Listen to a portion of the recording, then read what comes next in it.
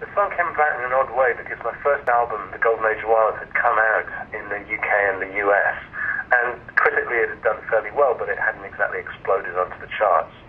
And I actually, this is just when music videos were starting to come to the fore, and I was very keen to try out my talent as a music video director. I was always a big fan of silent movies, you know, Chaplin and Keaton and Lloyd and so on.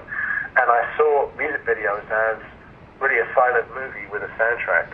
And so I managed to persuade my record company to let me take a shot at writing and directing one. And I came up with the script, as it were, you know, decided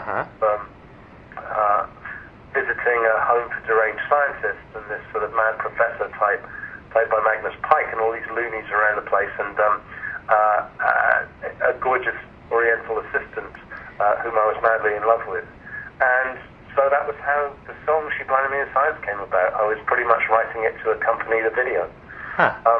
When I play it now, I still get a big kick out of it. I mean, I'm perfectly proud of the song, and it's got a great groove and loaded with hooks. And, you know, when I play it, it's so iconic, I think, for many people, you know, especially people who are around, you know, the first time, that it makes people very happy. And I do think that it's probably about the most frivolous song that I've ever written. But I have no regrets over that, really, because I think that it provided a sort of a starting point for people to get into the more serious, more personal my music. Right. Yeah, kind of a gateway, right? It kind of introduces people to you, and then when they get that, they can discover some of the other things that you do that are a little bit deeper.